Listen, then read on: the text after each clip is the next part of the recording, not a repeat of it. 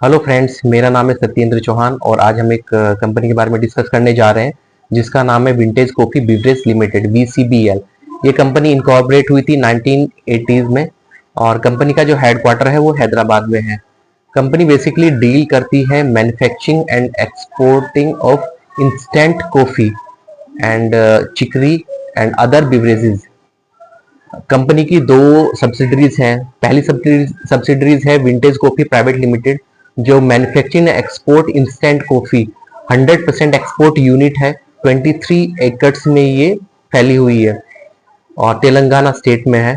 दूसरी है डिलेक्टो foods private limited, ये भी manufacturing export instant coffee and other chicory products. 2 एकड़ लैंड्स में ये कंपनी है। अब हम बात करते हैं इंस्टेंट कॉफी मार्केट के बारे में। You will be surprise to know जो इंस्टेंट कॉफी मार्केट है world wide second largest consumed beverage है और वर्ल्ड वाइड काफी पॉपुलर ड्रिंक है कॉफी। बाई 2028 जो इंस्टेंट कॉफी मार्केट है would grow around 7% and will reach around 139 USD billion dollar. जो coffee है सेकंड लार्जेस्ट ट्रेडेड कमोडिटी है आफ्टर ऑयल एंड यूएस जो है फर्स्ट रैंक होल्ड करता है कॉफी कंजप्शन में वर्ल्ड वाइड। एक डाटा अप्रोक्सीमेट सजेस्ट करता है कि 2.25 billion cup per day world wide coffee का कंजप्शन होता है। ये तो रही कंपनी की एक्सपोर्ट की बात। कंपनी डोमेस्टिकली भी ऑपरेशनल है। कंपनी ने रिसेंटली एक अपना लॉन्च ओपन किया है नई मुंबई में 14 सितंबर 2024 में, जहां से कंपनी अपने B2C सेगमेंट में कंपनी ने फोरे किया है। कंपनी का मानना है यहाँ से कंपनी के जो मार्जिन्स हैं वो काफी इम्प्रूव होंगे।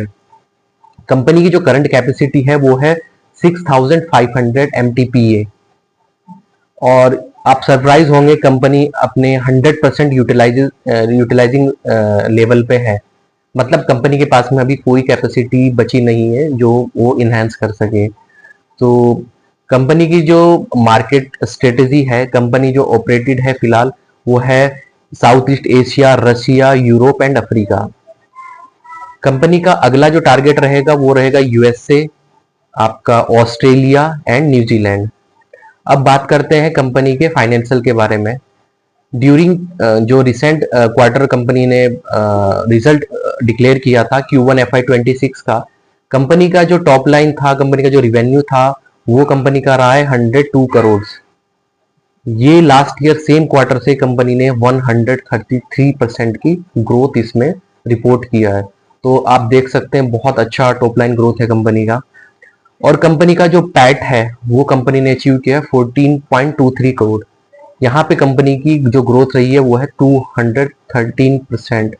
तो आप देख सकते हैं कंपनी ने जो ऑपरेटिंग लिवरेज है कंपनी को, उसने बहुत अच्छा रोल प्ले किया है। मतलब कंपनी की टॉप लाइन इंक्रीज करी है 133% से और कंपनी का जो बॉटम लाइन है पैट जो कंपनी ने रिपोर्ट किया है 213% से। अब बात करते हैं कंपनी के फ्यूचर प्लान के बारे में। कंपनी की जो करंट कैपेसिटी है वो 6500 MTPA है। यहाँ से कंपनी FY26 एंड तक इसको 4500 से इनहेंस करेगी। तो FY26 एंड तक कंपनी की जो कैपेसिटी है वो बढ़ करके हो जाएगी 11000 MTPA। इसके बाद रिसेंटली कंपनी के जो बोर्ड ऑफ डायरेक्टर हैं उन्होंने प्रिफरेंशियल इश्यूज किया है इक्विटी शेयर्स का एंड वारंट ऑल्सो, जो अराउंड 215 करोड़ का है। ये कंपनी का जो फंड है वो कंपनी आने वाले टाइम में जो कंपनी की जो ग्रोथ है उसको फ्यूल करने के लिए यूज करेगी। और कंपनी FY27 एंड तक अनदर 5000 MTPA कैपेसिटी इनहेंस करने को देख रही है। तो FY27 एंड तक कंपनी की जो total capacity 11000 plus 500 around 16000 MTPA हो जाएगी। जो अगर हम बात करें कंपनी का जो एक्सपेक्टेड रिवेन्यू रहेगा FY26 का वो रहेगा अराउंड 400 टू 410 करोड़, क्योंकि लास्ट ईयर कंपनी का जो FY25 का रिवेन्यू था वो था 309 करोड़। तो अराउंड 30 to 35% ग्रोथ इसमें एक्सपेक्टेड रहेगी, क्योंकि एक लिमिटेशन है, कंपनी इसके ज़्यादा प्रोडक्शन नहीं कर सकती, क्योंकि वो अपने मैक्सिमम लेवल जो उसका है उस पे ऑपरेट कर रही है। 6500 जो उसकी कैपेसिटी है उसको फुल्ली यूटिलाइज करके कंपनी चल रही है। फर्दर एक्सपेंशन कहाँ होगा, जब नई कैपेसिटी ऐड होगी। तो रूम है 400 से 410 करोड़ तक का कंपनी के पास में। कंपनी का जो करंट प्राइस है एज ऑन डेट वो अराउंड 150 रुपीज है। कंपनी की जो करंट मार्केट कैप है वो है 19,050 करोड़, 1950 करोड़ सॉरी। और कंपनी का जो फॉरवर्ड पी रहेगा वो रहेगा अराउंड 35 का। कंपनी ग्रोथ कर रही है 30 to 35% से, और कंपनी का जो पीई है फॉरवर्डेड वो है 35 का। तो हम देखेंगे जो कंपनी का पैग है वो ओनली 1 है, तो हम कह सकते हैं कंपनी फेयरली वैल्यूड है। और कंपनी जो है इस जेस्चर पे, इस जंक्शन पे कंपनी का जो प्रोस्पेक्टिव है वो काफी अच्छा लगता है। तो ये कोई बाय और सेल रिकमेंडेशन नहीं है।